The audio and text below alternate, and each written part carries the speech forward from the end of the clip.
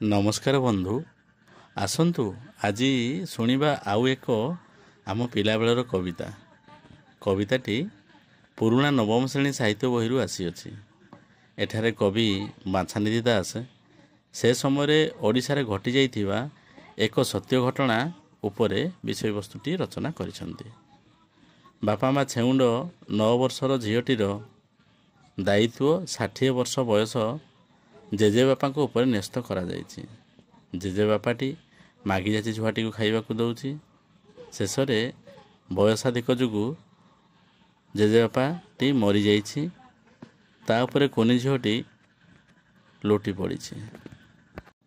चारि दिन भोकिला पेटे तार नाही दाना आखि मुह सुखिला भोकिला रे भोकिला चारि दिन भोकिला पेटे तार नाही दाना आखि मुह सुखिला आखिरे धरिब तार पोसे पोसे चाउल हाथ धरी आगे चले टिकी झियो बौल पादे गले थकी पड़े बसे दंडे घड़िए चिरा गामुछारे बंधा चूड़ा छोट पोड़िए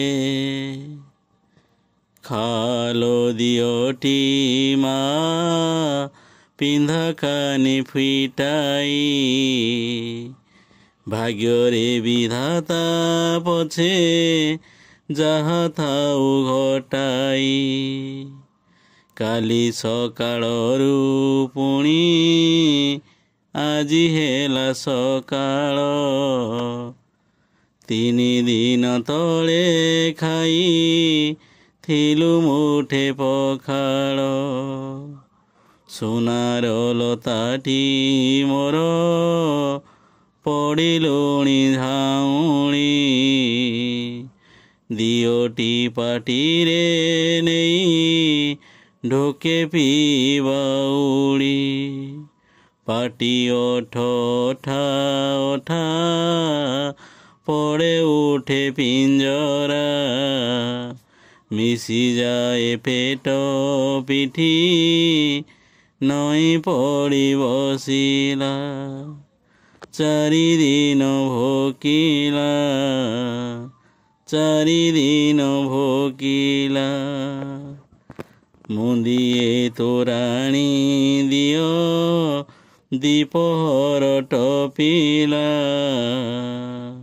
चारि दिन भोकिला चारि दिन भोकिला झाई झाई कान मुंडा नाही आउ साहस 60 बरस बुढ़ा उड़िलाणी फाकास 9 बरसर मोर झियो माछे उंड चाली न पारिब बाबू आउ एक पाहुंड उछुलिका आसिलाणी पेट मोरा बेमारी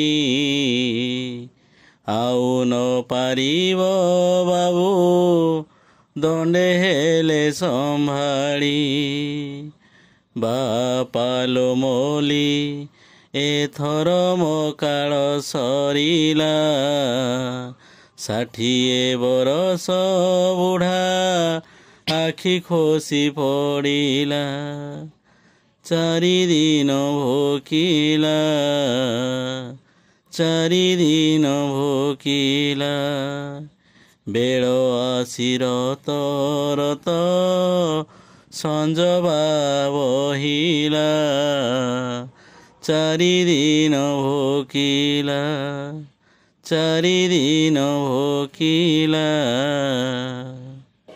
उड़ी गले पल पल केते अबा चढ़ेई ଗୋରୁ ପଲ ଚାଲିଗଲେ ବାଟ ଧୂଳି ଉଡ଼େଇ।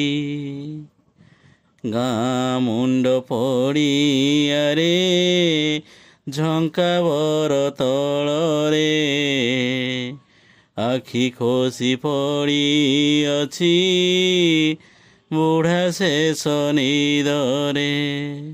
ଛାତି ପରେ ଢଳି ଅଛି କଅଁଳତା ମୁହଁଟି, ମୁକୁତା ଟୋପାଟା ପରି ଏକ ଟୋପା ଲୁହଟି।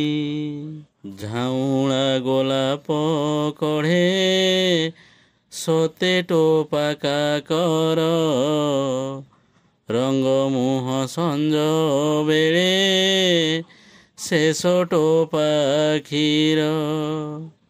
କିଆ ବଣେ ହୁକେ ହୁଆ ସଞ୍ଜ ଘଣ୍ଟ ବାଜିଲା, ଭୋକିଲାର ଦେଉଳରେ ଶେଷ ପୂଜା ସରିଲା।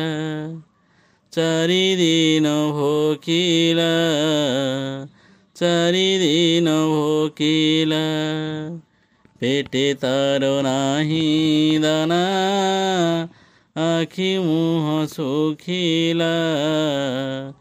ଚାରିଦିନ ଭୋକିଲା, ଚାରିଦିନ ଭୋକିଲା। ଯଦି ଆପଣଙ୍କୁ ଏହି ବିଷୟଟି ଭଲ ଲାଗିଥାଏ ତାହେଲେ ଲାଇକ୍ କରନ୍ତୁ, ସବସ୍କ୍ରାଇବ୍ କରନ୍ତୁ, ତା ସହିତ ସାଙ୍ଗସାଥିମାନଙ୍କୁ ସେୟାର ମଧ୍ୟ କରନ୍ତୁ।